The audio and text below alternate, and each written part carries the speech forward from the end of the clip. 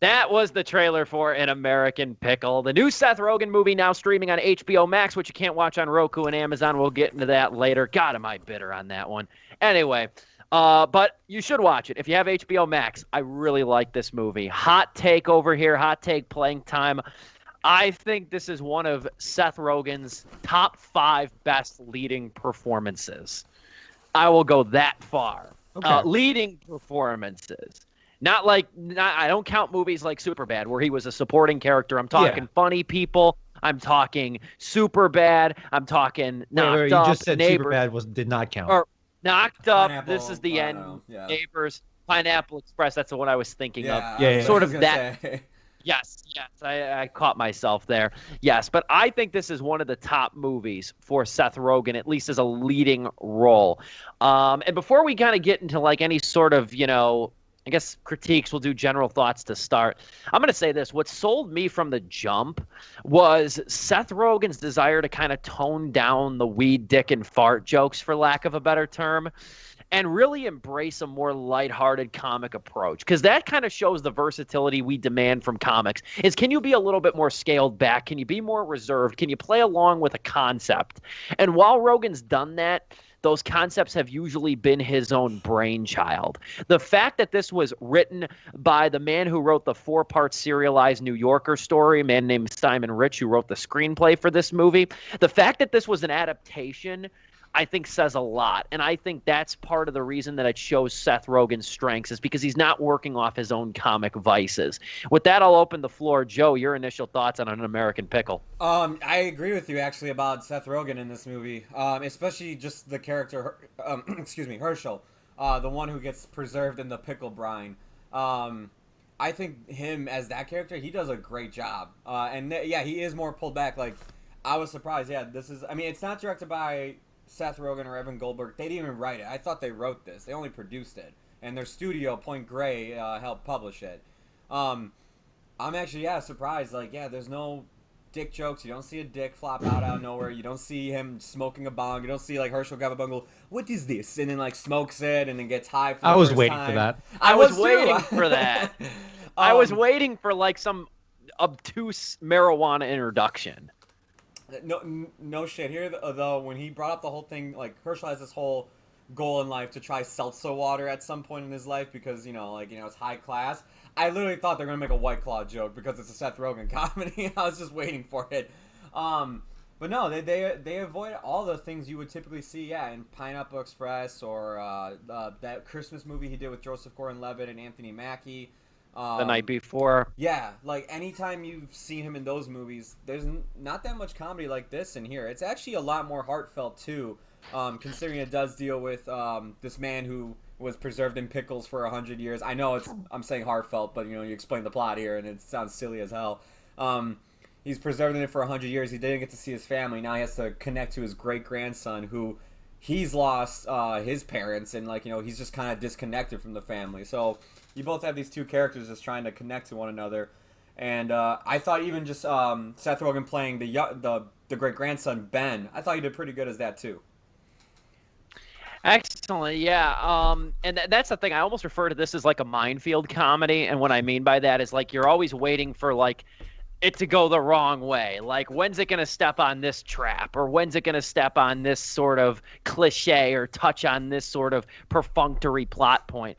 But I think that's what I loved about this movie too in so many ways, is that it's not perfect. I'll say that much. There's one big nitpick that I think a lot of us have.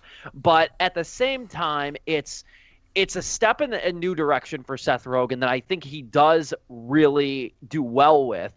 And also, too, the stuff that's conjured between Herschel and Ben in the movie is the stuff of, like, great two-man plays that I really like. I like reading plays and watching, like, very centralized character plays. That's what this felt like to me. Dominic, some of your thoughts on An American Pickle.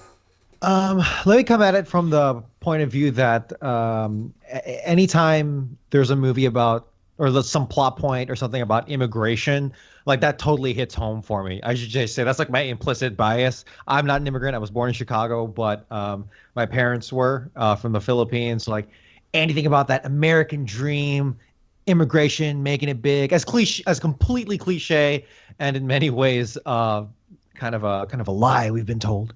But seriously, anything about immigration specifically kind of tugs at my heartstrings and comes home really well. So like Godfather Part 2, 100%. Yes. But anyway, so I had a natural I was really rooting for this movie, and that combined with like, oh God, Seth Rogen. But I'm sorry, I gotta go the same way as you guys to unfortunately agree and just have us all circle jerk each other here. Yeah, dude, it was like I was just so pleasantly surprised, specifically going into like the first half hour with what the movie did with like the old world and how Seth Rogen got there. I was like, damn, this is giving me vibes of like not Godfather, but like, jeez Louise. Was it an American Tale? Fievel Goes West. No, so something else. But actually, you could say that. But I kind of fell in love with the movie in the first 30 minutes. Not gonna lie. But then once it got to the modern day stuff, and I think we're all gonna agree here too, I did not want to like hating this movie, but it kind of like disappointed me after, which is funny because my expectations were like not so high, but like I fell in love with it and then got disappointed because like I was really rooting for this movie before, really rooting for this movie, especially after it established itself that it is competent, it is like doing good stuff, it is wholesome, it's getting there, and then like it just couldn't find its footing, which is like a super cliche thing to say, but that's how I feel about it, in that it couldn't find its tone. I should say that. It couldn't figure out its tone. I don't know if you guys want to jump on top of that, but for the most part, overall, yeah, dude, I was here. I was like, whoa, okay, and then like, yeah. I'll say it admirably avoids picking a direction. And Joe, you can kind of chime in with that. Yeah, no, I kind of feel where you're feeling, Dom. Seth Rogen to me is the best thing about this movie. I love his performance. I think it's great. And in the first 30 minutes, I was with this movie. I was like, you know what? Like, I think HBO Max has already got like up to bat, and they're about to hit a home run. This is starting off great. I love like when he comes out the pickle, Brian, and it's just like the scientists are trying to explain it to the media, and the media's like, "Come on, you really expect us to believe this?" It's like, "No, here, let me explain with science." And then Seth Rogen as Herschel narrates over. He's like, "The scientists explained, and the scientists made sense of it." And then it cuts back to a journalist going, "Oh, okay, yeah."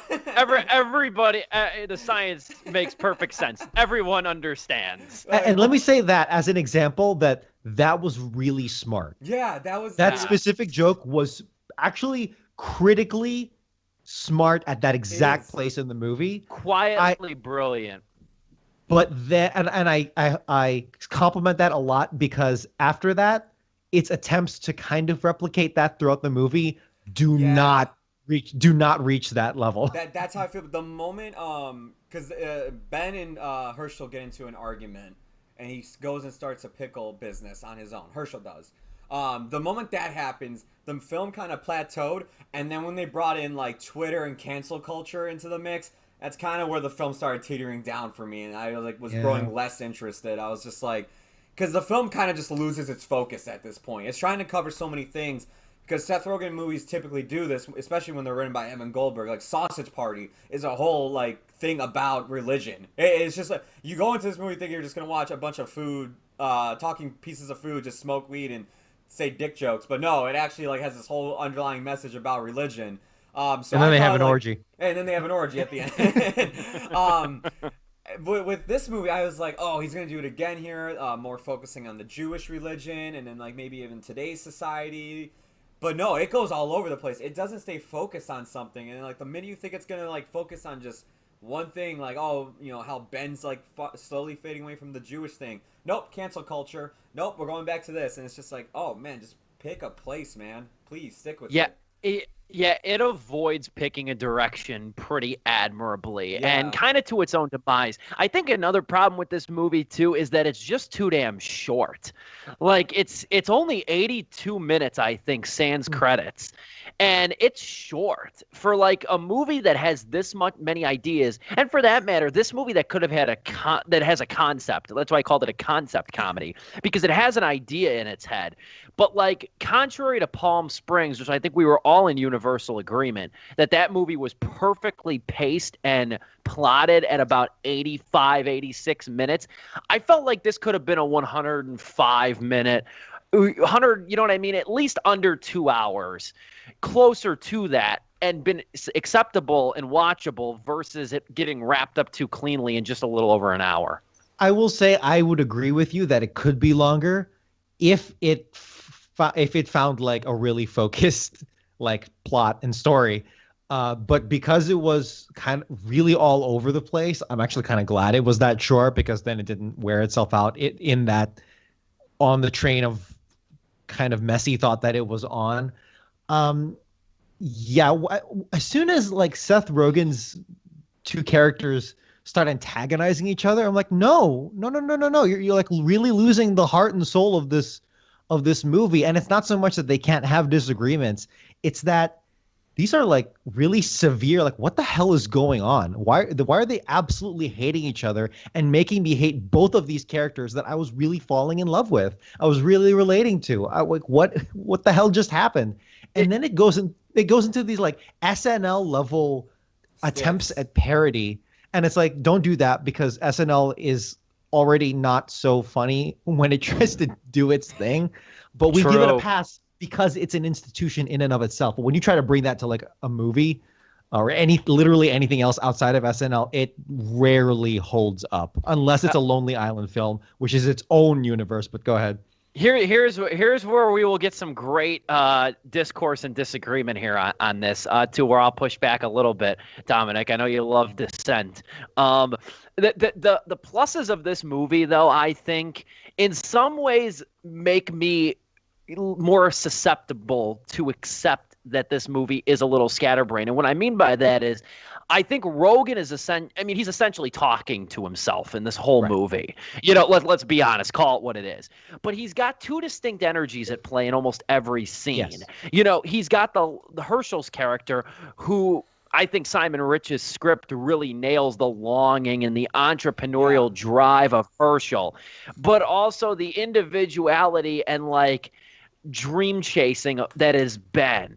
And I think in that little subtext there, combined with the Jewish heritage that's incorporated into this plot, I think you really get like, at least I did, at least almost a minute of reckoning where it's like, you know, what the hell would my ancestors were Polish and Irish. What the hell would my like dog-tired laboring ancestors think of my ass sitting in an air-conditioned room all day talking in front of a microphone on something known as the radio? You know what I mean? Yeah. That's where it got me. Where it was like the connection, the familial connection there, and sort of like if you could meet your ancestors, and the way that Rogen juxtaposes and Simon Rich sort of juxtaposes these two like dueling personalities and energies that literally come from two different times, where it's like feast or famine, and then it's like my individuality and my mark is everything, and it should be perfect. So I think that almost smoothed out some of the rougher edges of this movie for me.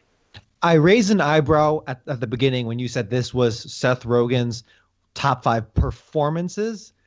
I now like process that and I'm like, no, actually, I agree with you. This like his role as two people. I was expecting like Adam Sandler, Jack and Jill levels of like, what the hell? Come on. Oh wow, no, this was legitimately great. Like he Yes. really distinguished both characters fantastically, not just as you said as Herschel, but really playing into Ben as well, playing into like his insecurities, playing into. I'm sure a lot of that was a caricature. Sorry to interrupt you. Not making him a caricature. Yeah, for sure. It could have easily been this. I keep going back to SNL for some reason, but like this, yeah, SNL level, like over the top, whatever. And there are like hints of that, but no, it is grounded so very well, and that is that is the greatest strength of this movie. I just wish the story hug that so much closer than the surface level, like hug the soul of that of that idea and that drive, as opposed to all this surface level. Yeah, let's get into Twitter. Let's do it. Let's where he gets like canceled by a millennial protest. I'm like, and even in like literally the unprecedented age of millennials going to the streets, it still does not connect in an American Pickle, because it's just, I mean, one, there's like the George Floyd protests are just far above and beyond a historical moment, and two, it's like it's just so out. It feels so out of step with where the movie started. Yeah. And it's Sure. it becomes the movie becomes a character beyond the characters, unfortunately. When they start introducing plot points and like what should be ultra powerful, tear jerking, emotional points in the second half of the movie, they feel cheapened because like you didn't get there. This would have made me freaking bawl my eyes out as the son of immigrants, but like it didn't, and it's infuriating, actually, more so than if he had just done weed jokes, Seth Rogen, this whole movie. But it's I don't know. Joe, you want to pick up? I see a lot what you're saying, Joe. I was just gonna say, continue. I don't even know where I was at when I was talking. Yeah, sorry. I mean, I'll say this, yeah, like, Herschel, to me, like, yeah, I love the whole drive he has. That is the thing I love about this movie. He's actually my favorite character. Like, if you want to get to which performance I preferred more, which character I think Seth Rogen did a better job as, I think it's because, like, I just seen him play Ben so much, and maybe it was just literally throwing on that accent that he had that made me just love Herschel more, man. Like, you know, it's just, like, it's amazing that you actually did, because, like, the whole fish out of water thing, I think, has been done to death. Because, you know, Thor did it, and then Wonder Woman did it. And those movies handled it fine. But, like, you know, other movies do it all the time, like, you know, because they copied those movies. The fact that the entire film had to be this. Like, it's just not like, oh, like, for 20 minutes we'll show Diana come to London and, like, learn that, like, oh, women are not in power in 1918 or whatever the hell Wonder Woman took place. And it was just like, no, the fact you actually made it work the entire movie of this fish out of water was actually, like, I'll give credit to the scriptwriter. What's his name, Steve? Simon Rich. Yeah, I will say he did make it work a lot better than most movies do. Like, it wasn't like, oh my god, here we go again, because he doesn't do the typical, well, here, try some ice cream. Here, they do this. They do a little bit of that at the start, but, like, you know, that's just, you know, easing you into the world. Easing Herschel into the world, and then it avoids that, and then the rest of the time, like, anytime it has those, like, modern, like, times, modern, like, situations that he's experiencing, it deals with the plot, like, coming into Twitter, that plays into something. But I will say, kind of agreeing with Dom here, this really did feel like a bunch of skits just stitched together. Like, oh, we'll take the famous character Herschel from SNL, let's see him on Twitter. How would, you know, he would do on Twitter, being that he's out of touch with reality because he's from 1918. Or 1911, whenever he got to America and got frozen in pickled juice.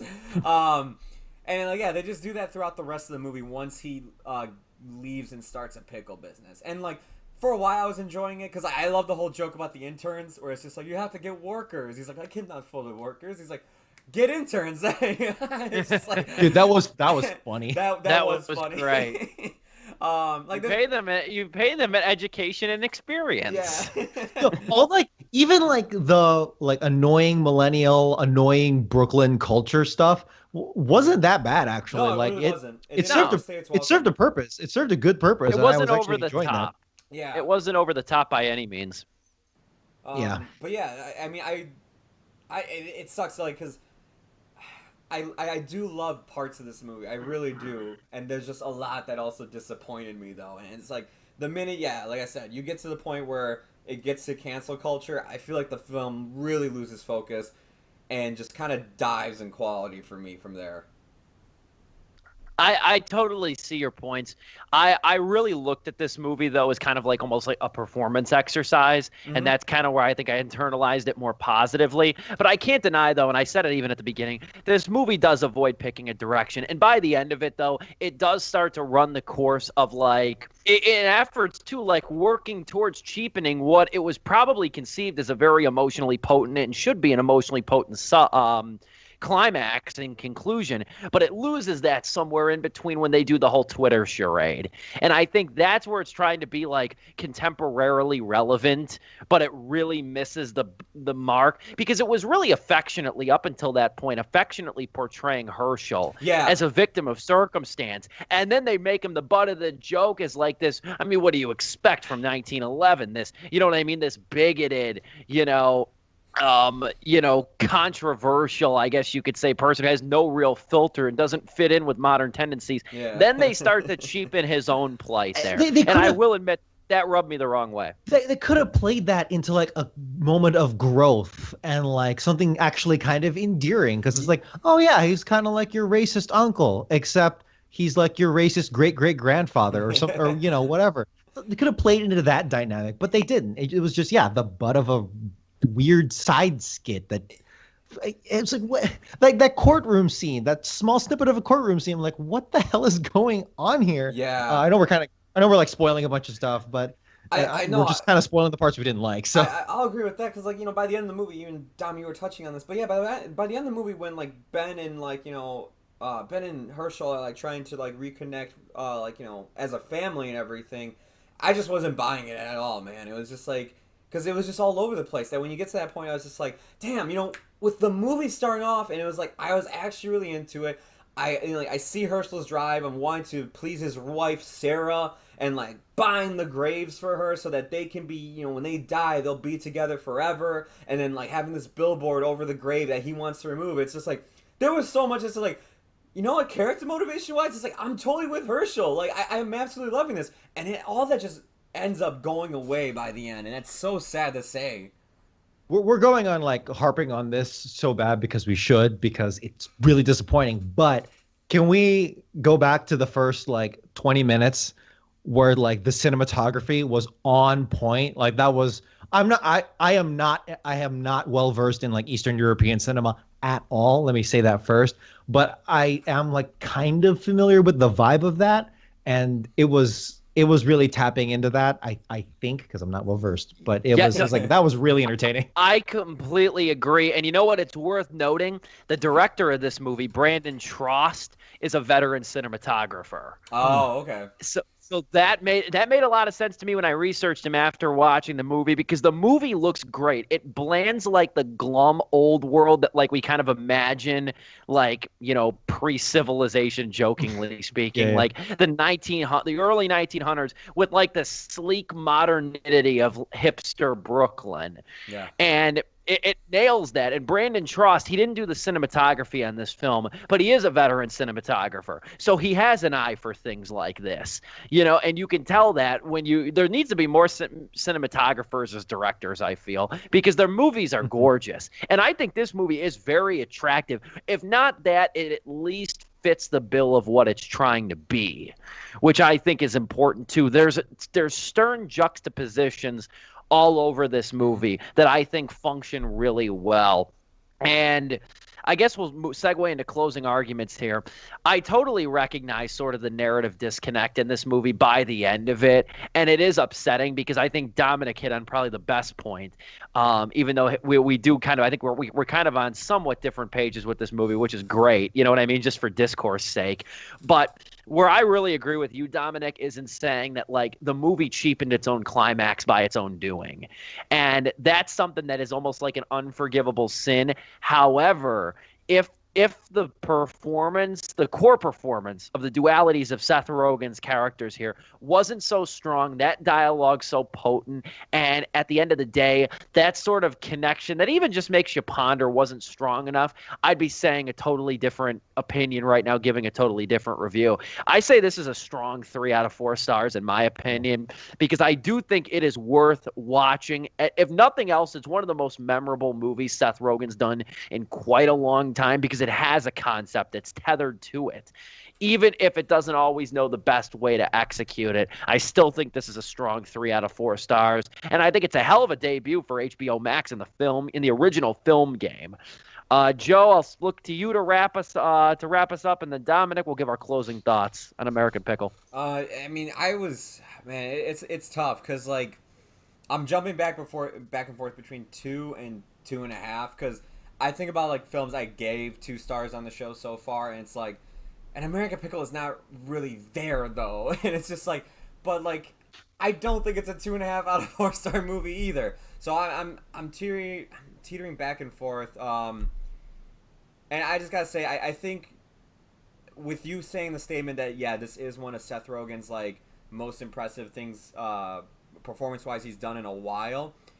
I think with that, I'll at least give it 2.5 out of 4 stars. Because it is Fair. true. I did like walk away from it going like, damn, but I would love to see Seth Rogen do more of this. I would love to see him do like, more drama. But actually, I would love to see another dual performance. Another thing I actually thought to myself too, and I don't know, maybe it's because I recently watched Sausage Party as well. I would have loved to see this movie animated. I think the concept of the movie and everything, I think that would have been really good animated as well. Especially with everything they covered. Like, maybe, like, then the whole narrative, like, going off on different directions wouldn't bother me so much. Because you can make it a bit more cartoony. And maybe that would, like, make me let it slide a bit more. But, I don't know. I'll at least give it, 2.5 out of 4 stars. Dom, send us home. Yeah. On the sense of like how you weigh a movie and rating it, I think like story and just the overall feeling of satisfaction with the plot is the driving force for most people, I think, including us. But then you weigh it against like things like cinematography and music. We didn't talk about the music. The music was awesome. Yeah, it is. I think it was consistently Yiddish as hell, and I loved it. So yeah, music, performances, Seth Rogen pulling double duty in something that could have been super annoying and useless, turning into like a true like acting gig. Like, yeah, dude, yes, Seth Rogen, you are killing it here.